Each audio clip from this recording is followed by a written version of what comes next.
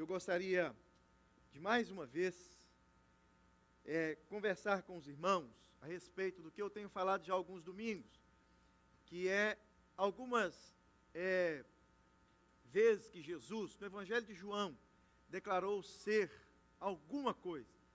Jesus, próprio Cristo, nos ensina que Ele é, e nós vimos 6, hoje é o último, 7º, eu sou de Jesus. No capítulo 11 do Evangelho de João, nós encontramos uma linda história de uma família, e essa história dessa família, no meio de uma tragédia, recebe um eu sou de Jesus, e esse eu sou de Jesus muda a vida não só dessa casa, dessa família, perspectiva de vida, mas também muda toda uma amizade que estava ali ao redor dessa situação. Eu gostaria que você se atentasse para a história que Jesus se envolve aqui, a história da ressurreição de Lázaro, a partir do versículo 17 do Evangelho de João, capítulo 11. Lê-se assim: chegando Jesus, encontrou já sepultado Lázaro, havia 4 dias. Ora, Betânia, cidade de Lázaro, de Maria e de Marta, ficava a cerca de 15 estádios, 3 quilômetros de Jerusalém. Muitos dentre os judeus tinham vindo ter com Maria e Marta para as consolar a respeito do seu irmão. Marta, quando soube que vinha Jesus, saiu ao seu encontro. Maria, porém, ficou sentada em casa. Disse, pois, Marta a Jesus: Senhor, se estiveras aqui, não tinha morrido o meu irmão. Mas também sei que, mesmo agora, tudo quando pedires a Deus, Deus te concederá. Declarou Jesus a Marta: teu irmão, Marta, há de ressurgir. E ela disse a Jesus: eu sei que o meu irmão há de ressurgir na ressurreição no último dia. Disse Jesus a Marta: Marta, eu sou a ressurreição e a vida. Quem crer em mim, ainda que morra, viverá, Marta. E todo aquele que vive e crê em mim, não morrerá eternamente. Jesus faz uma pergunta a Marta: Marta, você crê nisso que eu estou falando para você? E ela disse: sim, Senhor, respondeu Marta. Eu tenho crido que tu és o Cristo, o Filho de Deus, que devia vir ao mundo. Tendo dito isto, retirou-se e chamou Maria, sua irmã, e lhe disse em particular: o Mestre chegou e ele te chama. Ela, ouvindo isto, levantou-se depressa e foi ter com Jesus, pois Jesus ainda não tinha entrado na aldeia, mas permanecia onde Marta havia se encontrado com ele. Os judeus que estavam com Maria em casa e a consolavam, vendo-a levantar depressa e sair, seguiram-na, supondo que ela ia ao túmulo para chorar. Quando Maria chegou ao lugar onde Jesus estava, e ao vê-lo, lançou-lhes aos seus pés e disse: Senhor, se estiveras aqui, o meu irmão não teria morrido.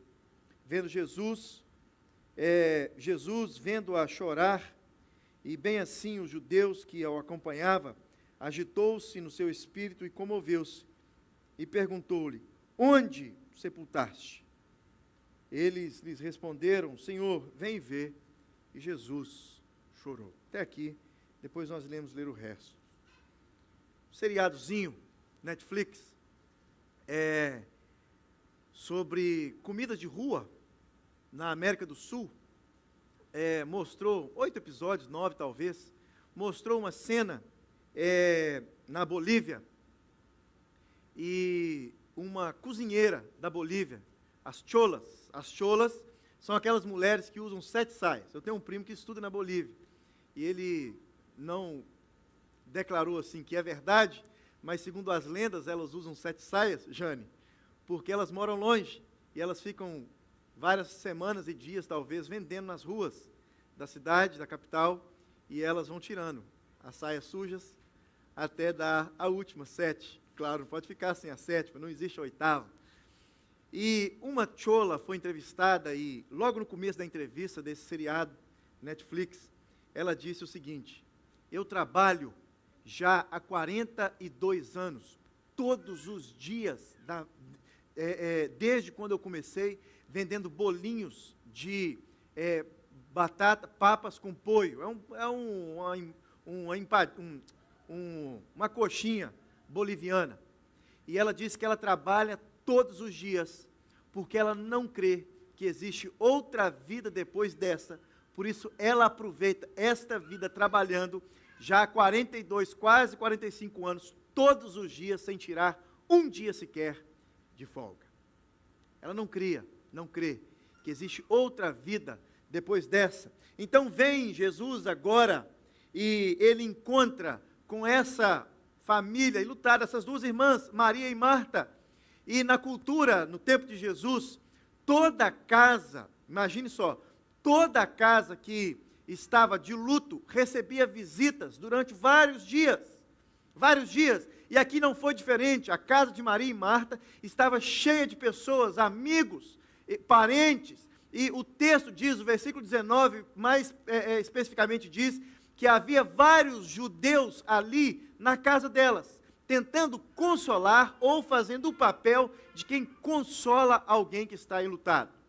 E nesta casa, pelo menos já há 4 dias, havia um grande número de pessoas. E Jesus, então, antes mesmo de chegar em Betânia, cidade de Lázaro, Maria e Marta, 3 quilômetros apenas de Jerusalém, essa irmã chamada Marta, que você já conhece a história dela, há outros episódios aí, com o próprio Senhor Jesus, ela corre antes mesmo de Jesus chegar na cidade. Alguns dizem que Jesus estava cerca do cemitério, onde o Lázaro, o túmulo onde Lázaro havia sido, o texto diz que era uma caverna, havia sido sepultado. Ela vai ao encontro de Jesus, encontra Jesus naquele lugar, e a primeira frase dela, curioso, ela diz, Marta diz, e a irmã logo depois também diz a mesma frase. Com certeza as duas fofocaram em casa. Olha, Jesus está lá te esperando. O que você falou para ele? Eu falei, se você estivesse vindo, o nosso irmão não teria morrido. Então ela vem, encontra-se com Jesus, e Jesus faz para ela uma declaração, e a declaração é: eu sou a ressurreição e a vida. Olha que maravilha! Eu sou a ressurreição e a vida, disse Jesus. E ao declarar ser ele a ressurreição e a vida, Jesus também estava dizendo: olha, filha, todas essas pessoas que estão na sua casa tentando consolar você, elas irão tentar, mas eu sou a ressurreição e a vida. Competência de consolar a morte possui somente aquele que é a ressurreição e a vida. Jesus é a ressurreição e a vida. Jesus é a causa, a origem, a fonte da ressurreição gloriosa dos crentes, a vida eterna. Porque Ele vive, nós também viveremos. Sem Ele nada resta a não ser a morte. Com Ele a ressurreição e a vida são garantidas. O príncipe da vida é eternamente vencedor da morte. Ele é o autor da vida, não só para o propósito da ressurreição no último dia. Ele é a ressurreição e a vida. Jesus declara: eu sou a ressurreição e a vida. Agora imagine comigo, todas aquelas pessoas que estavam ao redor, ouvindo Jesus declarar que Ele era a ressurreição e a vida. Olha que palavra de Jesus que consola os corações. Eu sou a ressurreição e a vida. Consola os corações não só daqueles que estão passando por momentos de luto, que perdeu um membro da família, mas consola o coração daquele que entende que no último dia também, assim como Marta havia dito para Jesus, Ele voltaria para ser a minha ressurreição e a minha vida também no último dia. Ou seja, aqueles que entregam o seu coração para Jesus, Ele é a ressurreição e a vida. O homem é mortal e está espiritualmente morto. Se ainda não tem Cristo como seu Salvador, ele encontra esperança e certeza nessas palavras de Cristo Jesus. Eu sou a ressurreição e a vida. Um descrente, ele pode crer em todas as outras 6 palavras ditas por Jesus a respeito de quem Ele era. Jesus declara que Ele é a vida, a videira, a luz do mundo, o bom pastor, a porta das ovelhas, o caminho, a verdade e a vida. Eles acreditavam e e estava ali diante de toda a situação contextualizada que Jesus contextualiza com eles ali a respeito de tudo isso que eles viviam, sendo pastor, sendo ovelha, sendo porta, sendo caminho. Eles estavam acostumados com tudo isso, e agora vem Jesus e declara: eu sou. Uma declaração completamente diferente dessas outras 6, completamente diferente da cultura que eles viviam. Ou seja, culturalmente falando, quando Jesus vem e declara ser ele a porta das ovelhas, era fácil de entender e crer. Quando Jesus vem e declara ser ele o caminho, a verdade e a vida, era fácil de entender e crer, porque todos nós queremos andar num caminho perfeito, num caminho sem atalhos, nós queremos andar num caminho sem buraco. Ou seja, quando alguém vem e declara ser o caminho, a verdade e a vida, eu sou o bom pastor das ovelhas, fácil de entender e crer. Agora vem Jesus e declara ser ele a ressurreição e a vida. Opa, que negócio é esse? Nós estamos de frente para um túmulo, nós estamos de frente de alguém que foi enterrado já há 4 dias. Segundo o costume judeu, alguém enterrado há 4 dias já não tem mais esperança nenhuma. Para um judeu, os 3 primeiros dias até que ia, porque o espírito, a alma do morto ficava passeando no túmulo pelo menos por 3 dias. Já no 4º dia, essa alma ia embora para onde ela devia ir, já não tinha mais esperança nenhuma. Mas Jesus, ele, claro, não crê nisso, nessa tradição judaica. Jesus, ele vem e declara ser ele a ressurreição e a vida. Eu sou a ressurreição e a vida.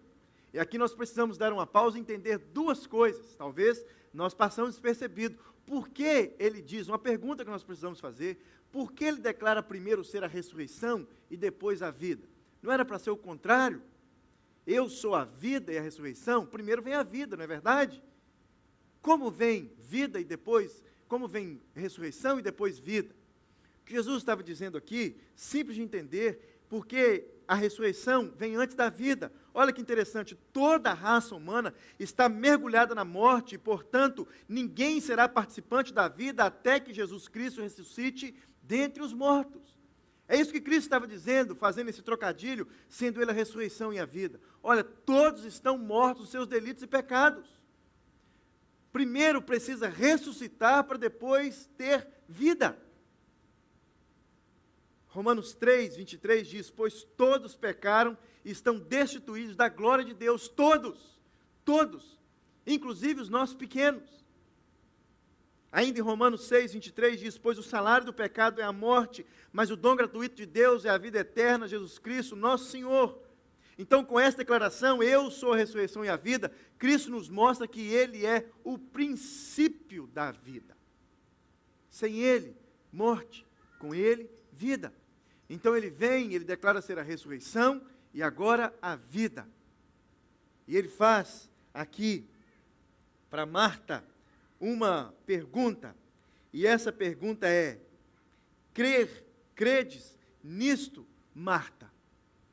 E essa pergunta que Jesus faz, logo após declarar ser ele a ressurreição e a vida, ele não havia feito nenhuma das outras 6 declarações a respeito de quem ele era.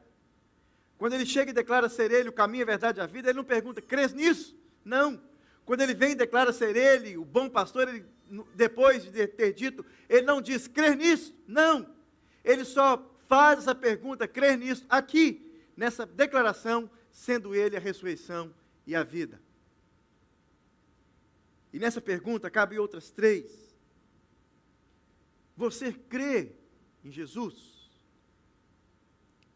No que você crê em Jesus? Até que ponto nós cremos em Jesus? 4 dias se passaram, o amigo Jesus não havia vindo. Há uma linha tênue entre a fé em Jesus e a vida espiritual na prática. Isso nós temos que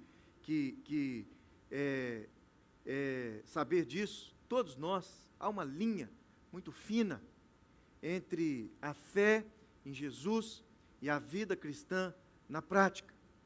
Muitas vezes nós quebramos essa linha.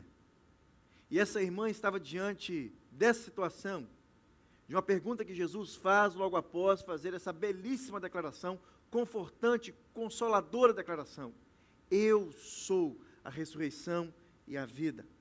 Para muitos, Jesus servirá apenas para que lembre-se de mim nos últimos dias.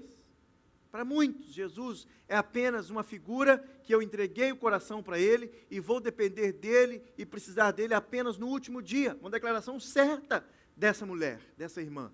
Nós iremos precisar de Jesus, sim, no último dia, no dia da ressurreição. Ela não disse besteira nenhuma, mas esse não foi o caso dessas irmãs, e principalmente de Marta. Ele faz a pergunta: você crê nisto, Marta? Então, Marta, depois de entender o que Jesus estava realmente perguntando, ela faz uma belíssima declaração, e nessa belíssima declaração nós aprendemos 3 lições. Olha que bela declaração de fé que Marta faz diante de Jesus. Sim, Senhor, disse Marta. Eu vou ler para você aqui no texto. Se você tiver com a sua Bíblia aberta, você pode voltar e acompanhar comigo. Versículo 27, Jesus vem, faz a pergunta no 26, e Marta faz essa declaração no versículo 27. Sim, Senhor, respondeu ela, eu tenho crido que tu és o Cristo, o Filho de Deus que devia vir ao mundo. Sim, Senhor, eu tenho crido que tu és o Cristo, o Filho de Deus que devia vir ao mundo. Ou seja, ela estava dizendo: sim, Senhor, desde quando nós nos conhecemos lá em casa, quando o Senhor passava por lá, indo em direção a Jerusalém, 3 quilômetros apenas, desde quando o Senhor passava lá em casa, eu tenho crido que tu és o Cristo, o Filho de Deus que veio ao mundo. Sim, Senhor, nós nos tornamos bons amigos. O Senhor passava lá em casa, todas as vezes que ia em direção a Jerusalém, nossos laços afetivos só aumentaram, e por isso eu tenho crido que tu és o Cristo, o Filho de Deus que havia de vir ao mundo. Uma declaração que alegra o coração do nosso Senhor Jesus. Uma declaração que alegra o coração de todos. Uma declaração belíssima. Então nós aprendemos em primeiro lugar que essa mulher declara ser Ele o Senhor. Ela começa a sua declaração dizendo: sim, Senhor, sim, Senhor. Olha que interessante, há no coração de luto de Marta um reconhecimento genuíno de que quem estava diante dela era o Senhor. Não era qualquer outro consolo, não era aqueles judeus, aqueles parentes, aqueles amigos que estavam na casa delas, mas agora o Senhor estava diante dela para consolar o coração, e veio com essa declaração: eu sou a ressurreição e a vida. Era o Senhor que havia vindo de Jerusalém, mesmo sendo depois de 4 dias. Senhor, em grego, significa Kyrios, e Kyrios era dito pelos judeus para não declarar, para não dizer verbalmente o nome Deus. Tetragrama Yahvé era substituído por Senhor. Ou seja, todas as vezes que uma pessoa declarava Senhor, estava declarando Deus. Então Marta vem aqui e faz a declaração: sim, Deus. Marta, ela estava declarando a soberania de Deus.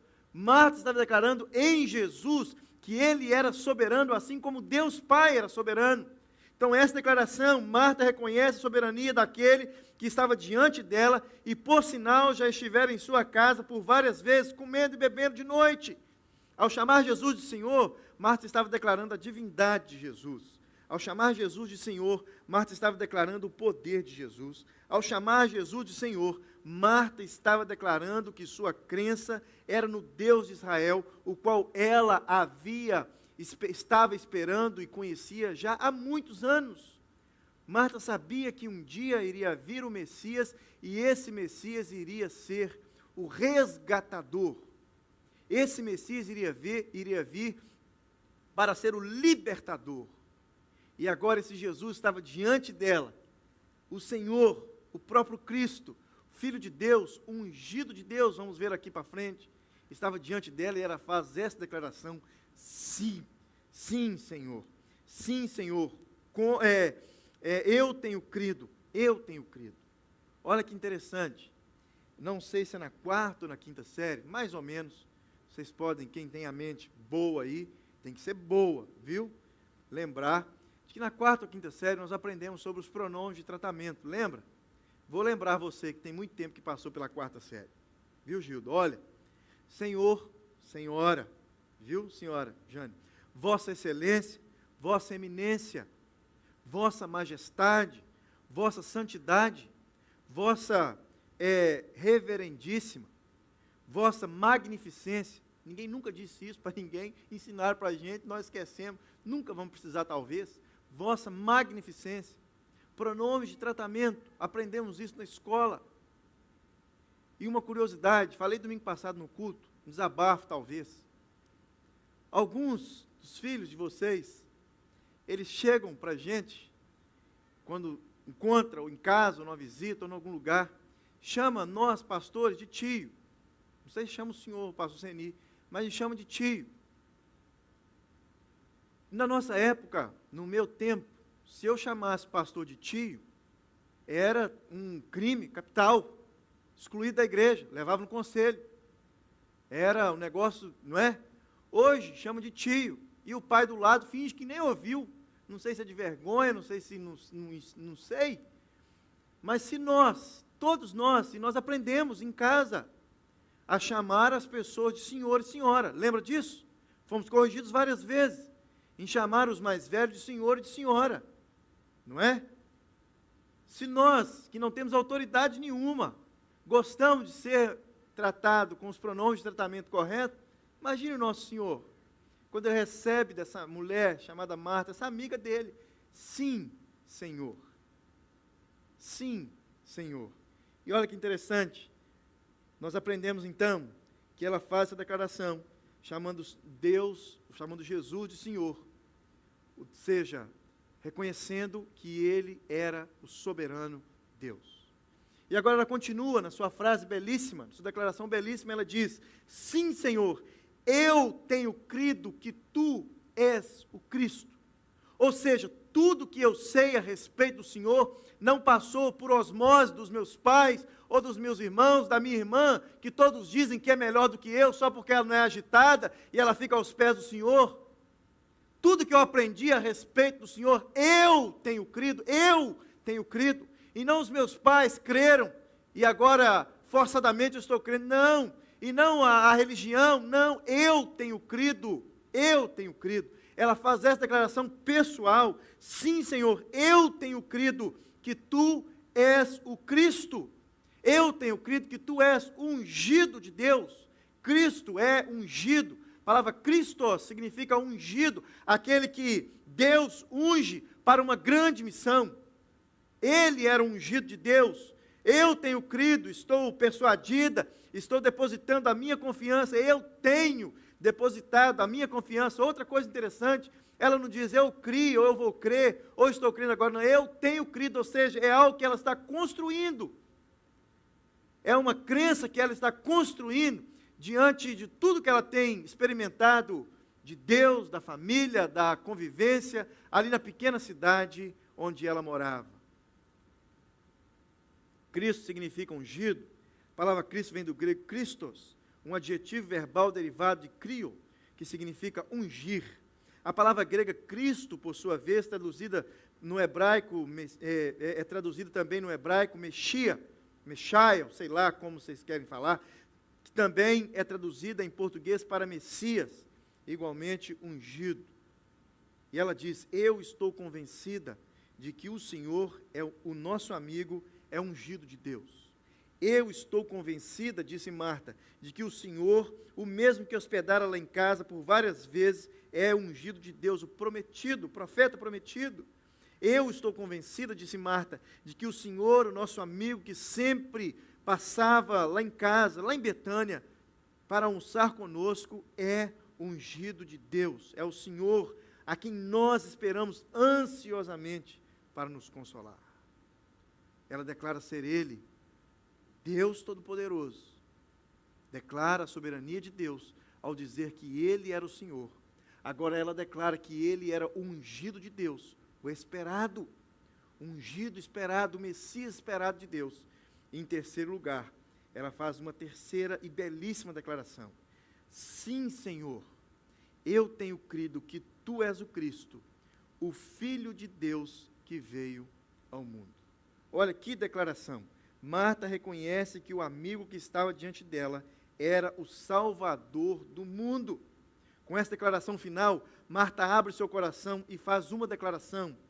Ó Senhor, eu tenho crido que Tu és o ungido de Deus, o Cristo, e também é aquele que Deus enviou para salvar o mundo. Marta, necessitada de consolo, agora declara que aquele consolo não era só para ela. Marta, necessitada de consolo, declara agora que ele era aquele que Deus havia de enviar para ser o Salvador do mundo. Ela não guardou essa bênção só para ela. Ela não foi egoísta. Não havia egoísmo no coração de alguém. Não há egoísmo no coração de alguém que reconhece que Cristo é o Senhor, o próprio Deus. Reconhece que Cristo é o ungido de Deus, Jesus Cristo. E reconhece agora que Ele era o Salvador do mundo. Não há egoísmo. Não há Deus só para mim. Não há Pai meu que está no céu. Santificado seja a minha vontade. Venha a mim o teu reino. Não. É Pai nosso. Acabamos de cantar que está nosso. Aprendemos aqui no congresso que fizemos de Juscop. O cara pregou muito bem sobre a respeito de Jesus ser nosso. E se Ele é nosso, Ele é nosso. Ele não é só seu, Ele é meu e seu também. Não é egoísmo quem reconhece que Jesus, em primeiro lugar, é o Senhor. Não é egoísmo no coração daquele que reconhece que Jesus é o ungido de Deus. E não é egoísmo no coração daquele que faz essa declaração, essa última declaração de Marta. Ele é aquele que havia de vir. Marta necessita de consolo, mas não fique com esse consolo só para ela. Marta, necessitada de consolo, declara que o Salvador é para todos. Somente aqueles que reconhecem o senhorio de Cristo e têm crido no ungido de Deus, o Cristo, reconhece que está diante de um Salvador e faz uma declaração como essa. Uma declaração que passa longe do egoísmo, uma declaração que revela crer por completo e não pela metade, uma declaração de alguém qualificada para receber um milagre de Deus. E olha como termina a história. Versículo 36. Então, disseram os judeus, vede quanto ele o ama, porque encontrou Jesus chorando, no versículo 35. Mas alguns objetaram, não podia ele, que abriu os olhos do cego alguns dias atrás, fazer com que este não morresse? Jesus, agitando-se novamente em si mesmo, encaminhou-se para o túmulo. Era este uma gruta, e cuja entrada tinha posto uma pedra muito grande. Então Jesus ordenou, tirai a pedra.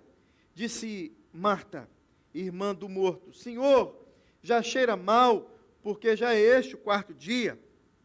Respondeu Jesus, não te disse eu, que se creres, verás a glória de Deus?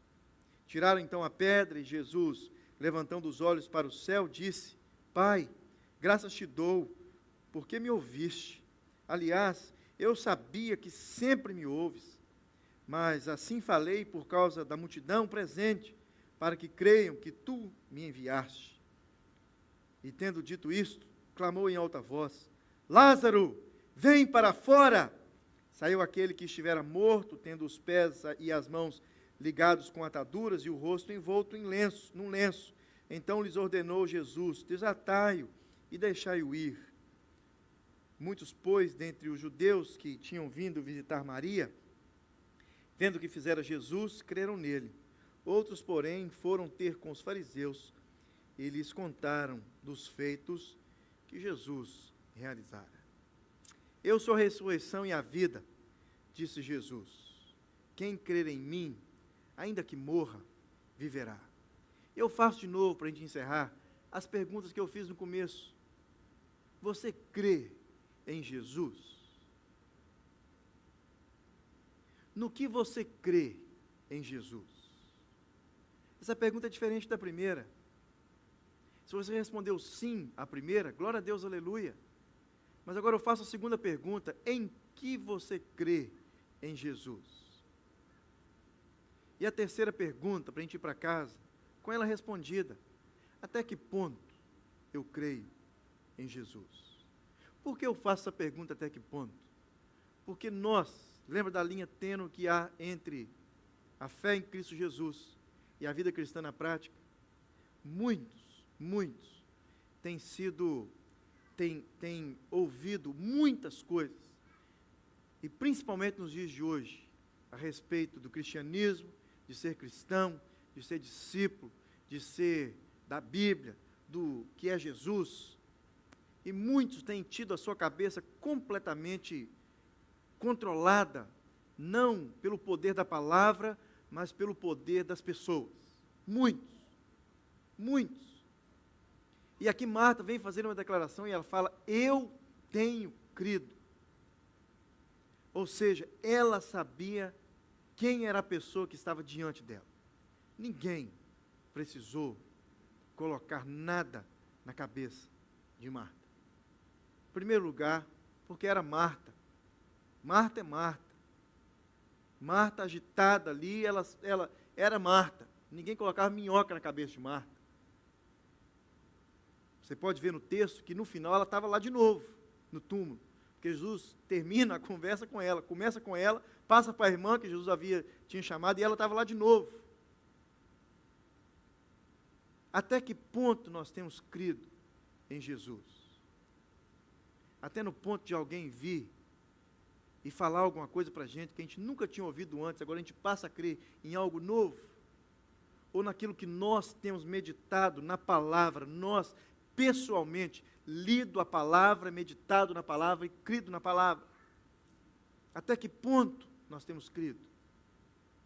O diabo usa pessoas, aliás, ele não tem outra artimanha a não ser usar pessoas, e muitas vezes ele usa pessoas que nós achamos ser boas, pessoas boas, e elas fazem uma mistura na nossa cabeça, a ponto de quando Jesus vem e fala: você crê nisso? Ah, não dá para crer não. Diante de uma necessidade, essa irmã faz uma declaração, essa declaração ensina para a gente que Ele é o Senhor, Ele é o ungido de Deus, e esse ungido de Deus não é só meu, é de todos que estão crendo. João 3,16, porque Deus amou o mundo de tal maneira, que deu o seu Filho unigênito, para que todo aquele que nele crê, todo aquele, ou seja, tem um pouco e um pouco, tenha a vida eterna. Você crê em Jesus? Gostaria que você fizesse uma oração. Você pode fechar os seus olhos. Você também que nos acompanha pela internet, você pode fazer uma bela oração. Talvez você que esteja lá embaixo, também no telão. Quando eu digo uma bela oração, pode ser que seja uma oração como essa de Marta, uma declaração como essa de Marta. Talvez você nunca fez ou já fez, assim como nós aprendemos aqui no primeiro culto, voltar ao primeiro amor, ou seja, voltar àquilo que eu aprendi de Cristo Jesus no começo da minha caminhada cristã.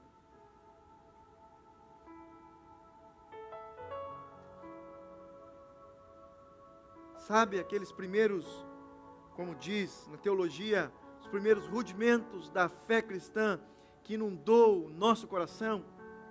Essa declaração de Marta: sim, Senhor, sim, Senhor.